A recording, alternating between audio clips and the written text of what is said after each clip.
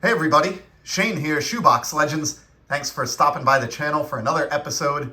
Gonna take a look today at 5 recent pickups, 2 soccer and then 3 baseball cards, all of which were purchased during the month of August. So very recent pickups here across the board, and they mostly represent the focused side of my collecting, but there is one completely unfocused card that we're gonna see as well that I think many of you will appreciate. So, we're going to end it with 3 baseball cards, but before we get to those, going to start with a pair of soccer cards.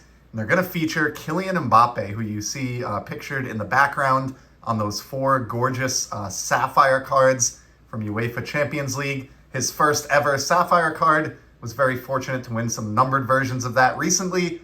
And in today's video, the 2 pickups that I have on the soccer front are the next sapphire Mbappe to follow that one. And they are numbered cards as well. So I have this Aqua, numbered to 150. So this is the 2020 Sapphire Mbappe, whereas this is the 2019 in the background. Guy is just lighting it up. An amazing player, off to another great start this year with PSG, who it looks like he's going to play with throughout the season. Didn't look that way for a bit, but this is the Aqua Refractor out of 150. You can see the labeling there on the SGC slab, copy 11 of 150. Just, I'm a sucker for these colored parallels. I love any Sapphire Superstar. And to get this at a price point that I did, which was less than a current retail blaster. This was like $21, already graded, numbered to 150. And I've mentioned this before, but the Sapphire cards in this second UEFA release, like really dazzle. I don't know what it is, but they just look gorgeous. So really happy to add another Sapphire Mbappe to that growing collection for a bargain price, I would consider, for one of the best soccer players on the globe. I firmly believe that.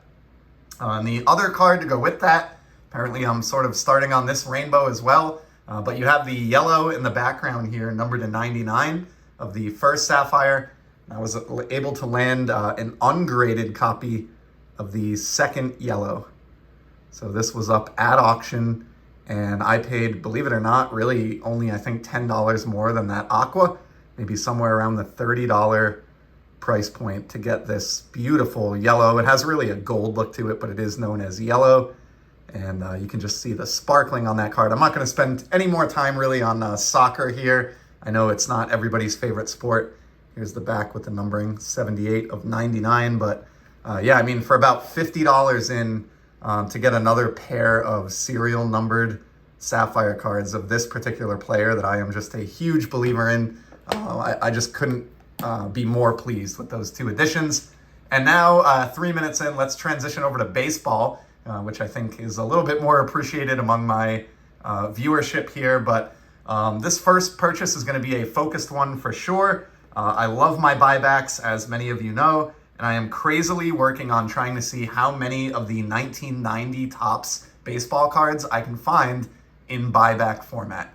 I have them all in a binder. I don't think it's possible to complete the set, or that they've necessarily all been released as buybacks. I really don't know for sure. There's no information out there to confirm or deny that, but was recently able to score this Robbie Alomar.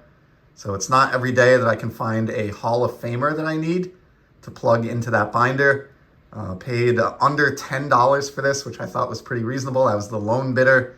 Again, I don't think 1990 Topps is particularly that popular, and I don't think Alomar is a huge name in the hobby either. But for my specific focused collecting, where I love the 1990 Topps set, and I am working on this rediscover, or really any year buyback set of 1990 Topps, this card was a huge win for me. And finding cards like this for less than $10 that give me this much joy and are such a perfect fit for my collection is about as good as it gets in the hobby. So I love that one. And before we get to the final purchase, which was kind of a focused one, we're going to do the completely unfocused buy next. And I'll just freely admit it. This was a result of late at night browsing around on eBay. I think my wife was probably asleep next to me in bed or on the couch, looking at auctions that were ending in the next few minutes, and I stumbled upon this low-grade beauty, and it's a type of card that I've never owned, but I've always wanted to, from the 1964 Topps set. It's the Rusty Staub. But as you can see, based on the flip, which I need to clean off a little bit, this is the Venezuelan issue. 64 Topps Staub. I have never owned a Topps Venezuelan issue before.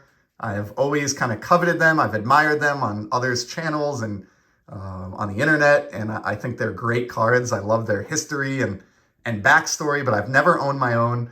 Stumbled upon this Rusty Staub, member of the Hall of Very Good for sure. Longtime fan favorite, both with the Colts here early in his career, probably more so with the New York Mets. But I love the Giant All-Star Rookie Trophy. The Colt 45 cards just speak to me. I know they were not a very long-lived franchise, but I love those type of obscure cards. So I love Colts cards. And this particular Rusty Staub card, I think I do have the Topps version, but it's just a fantastic card. I know it's a 1/5. It's beat to heck. It's got corner issues. It's got staining on it. I don't care in the least. This was, again, no more expensive than either of those Mbappe cards that we just saw.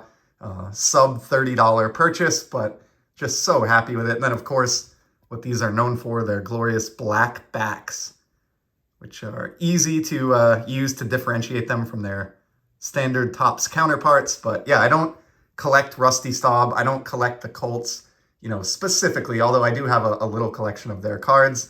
But this is just a card that I had no intention of purchasing, stumbled upon it, and it absolutely spoke to me. So a nice stained Rusty Staub from Venezuela joins the collection.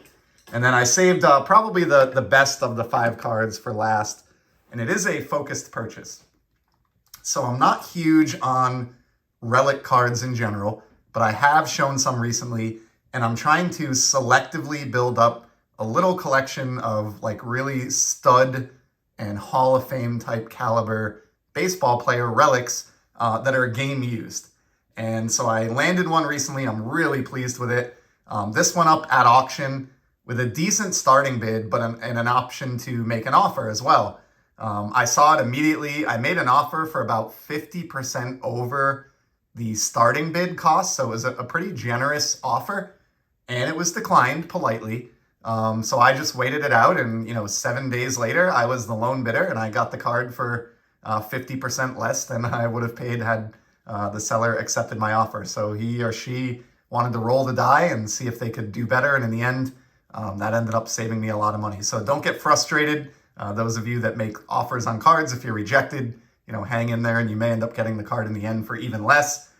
This seller did a great job packaging it and even put it in a thick one-touch.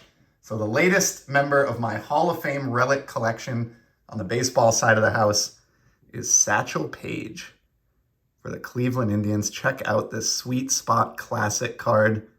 I believe this is from 2005, but it has that great textured wool-like relic from the uniforms back in the day. And importantly, as much as you can believe Upper Deck, the card manufacturer, this is an authentic game-used piece of material. Does have the appropriate language on the back, indicating that this was worn. This is a piece of pants worn by Satchel Paige in an official Indians MLB game. So love that. Huge name for me anyway to add to my relic collection. I've always been a Paige fan since, his 53 Topps card and getting exposed to that as a kid and then learning more about him. I'm lucky enough to be an owner of the 53 Topps anyway. Some of his other cards that I'm missing are rather expensive, but I think the relic is a cool way to kind of expand my Paige collection a little bit without totally breaking the bank like I would have to do, or spend thousands and thousands of dollars like I would have to do to get the remaining Paige playing era cards. I was able to pick this one up for, again, small fraction of that. In fact, I don't mind saying I was the only bidder on this, I think, at about $100 even. And my offer that had been turned down was for $150. So might have overpaid. You can tell me in the comments. But to me, this card is priceless, and I stand by my purchase, and I'm very, very pleased with it. I do plan to send this off to SGC at some point to get it slabbed up to kind of match my other Sweet Spot relics that I have going, and I am on the lookout for more of these as well. So couldn't be more pleased with how that played out. Really, really excited to have this Paige in the collection. And this Rusty Staub as well. So finally getting a little bit of vintage baseball material here on the channel. Hope you enjoyed these cards. I really appreciate you stopping by And I'll be back in the very near future with some more content. Till then, take care and enjoy the hobby, everybody. See ya.